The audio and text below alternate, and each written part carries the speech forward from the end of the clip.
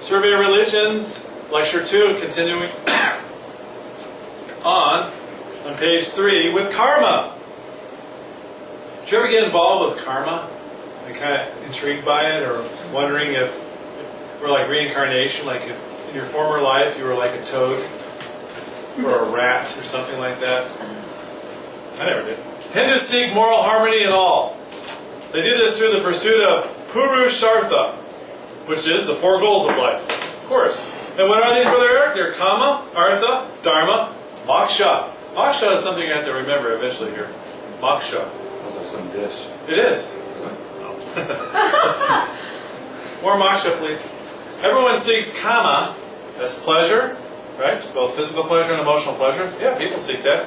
As well as Artha. Oh, I see, there's fancy names for this. Power, fame, and wealth. Yeah, that's America. Kama and Artha. But Dharma stands for superior quest, the moral harmony in all. The only completely satisfying goal is to be found in moksha, happiness and liberation from the endless cycle of life and death. I mean, you're caught up in reincarnation, and you finally get out of that. That's moksha, and you hit nirvana, they say. So karma, which you probably know, is the law that states that good begets good, and bad begets bad, in a simple statement. So every action, thought, or decision one makes has consequences, good or bad, and these consequences will return to each person in the present life or in one yet to come. So if you were real evil to your spouse or child, and the next day you break your toe, they could call that karma, bad karma, dude. Or good karma would be a blessing coming. Now, we can see how people could take what happens to Christians or in the Bible, what God does, is calling it karma. But karma also is figured into reincarnation. Now this law of karma. You were pretty bad this time around, so you're coming back as let's be nice, a butterfly. You were really bad. You're coming back as Barack Obama. Going on, karma is basically energy. Hindus believe that everyone throws energy out through thoughts, words, and deeds. God does not give us karma. We create our own. The doctrine of karma emphasizes that God is not a remote heavenly judge, but an indwelling being, but they call it the self, who works in us here and now through the moral law involving karma. Awareness of this is achieved through karma yoga, in which one must perform one's duties with a sense of detachment. You kind of just detach yourself from yourself, or reality, I guess. Sacrifice or surrendering to God is the basis of salvation. Some of it sounds a little Christian-like, but it ain't. Someone read this next statement in gray. The Hindus believe in reincarnation, life after life, or rebirth, according to which each individual lives many lives. Okay, that's good. So, they believe in reincarnation. You kind of know this. You die, and you're reborn, I don't know how long it takes for that, as some other, I guess, animate object, living object. Hindus believe the soul is immortal and keeps re-entering a body of flesh time and time again in order to resolve experiences and thereby learn all the lessons that life in the material world has to offer. I mean, you're just trying to get better and better.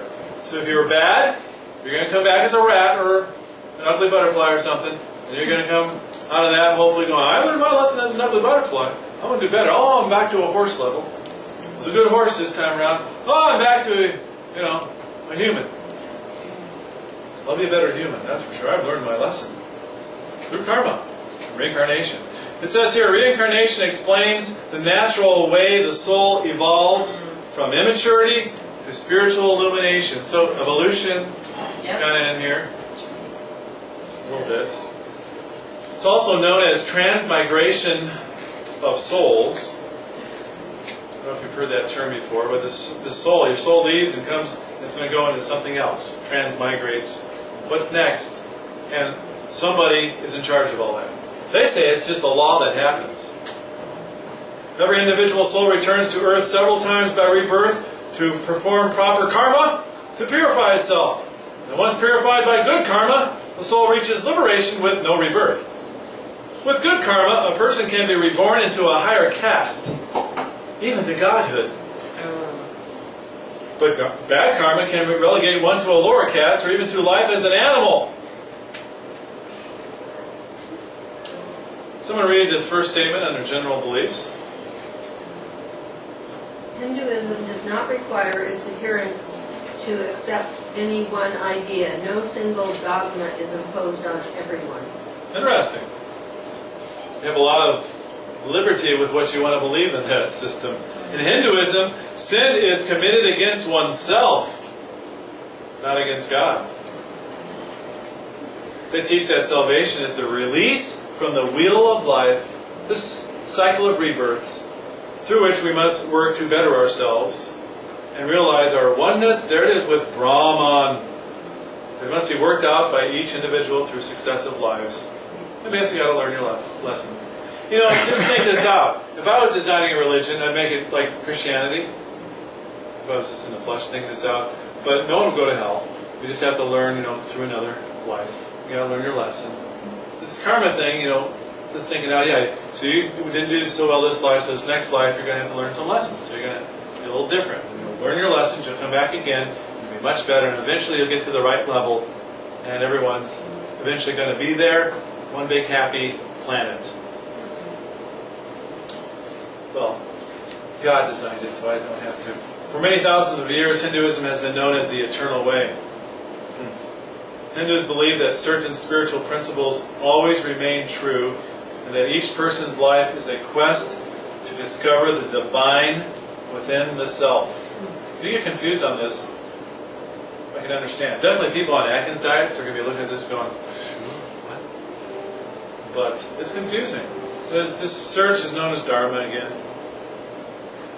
You're going to have to go over some of these, maybe mark them now if it's going to be confusing. You say, I got to study that one again.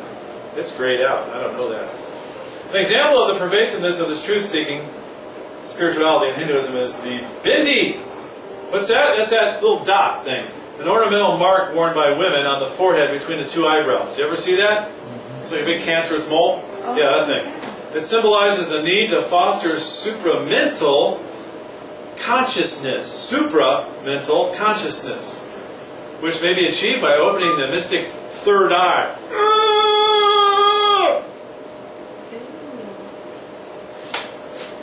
So, it's not a beauty mark, if you're wondering. It's wicked.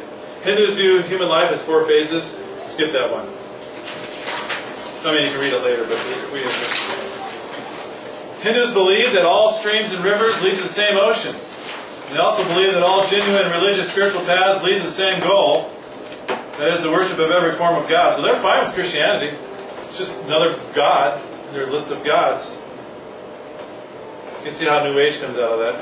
Someone read this next great area, if you would. The Hindu religion is both monotheistic, the worship of one God, and henotheistic, belief in the worship of one God without denying the existence of others.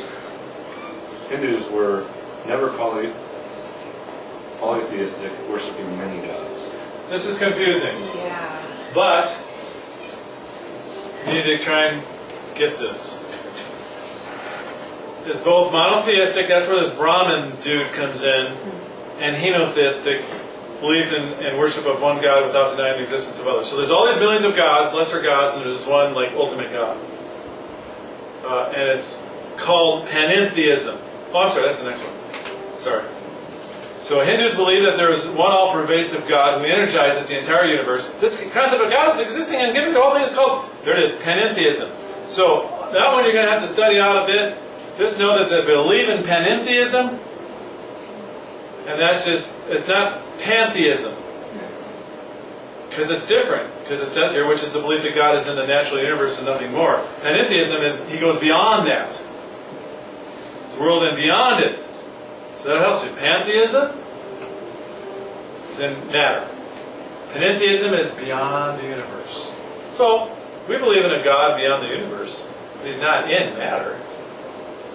So we'll just go over that, and I'll make the question, if I do on that, very simple.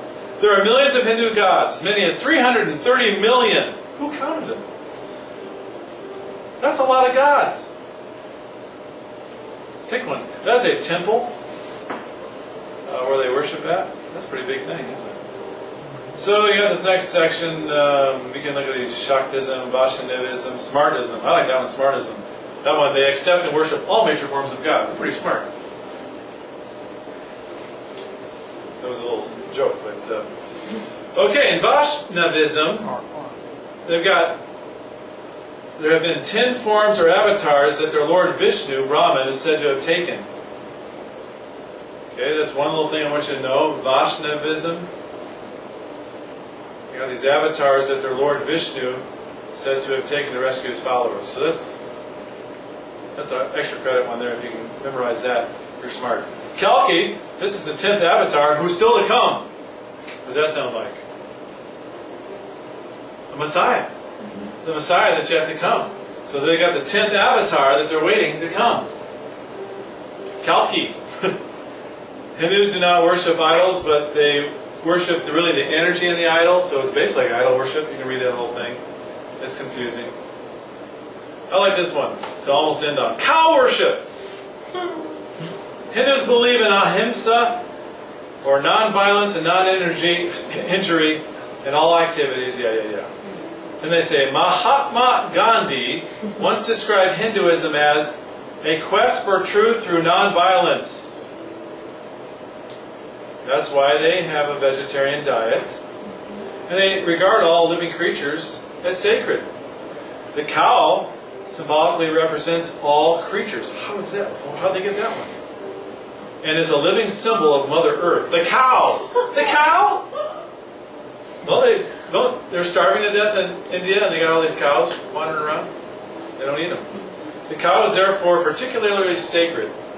And did you know feeding the cow is an act of worship in itself? While you're starving to death, you feed this cow, and it goes, thanks. Oh no, I'm no God. I'm nothing. Thanks for the food, because you're all starving to death. You humans are starving to death and feeding me a cow. I appreciate that.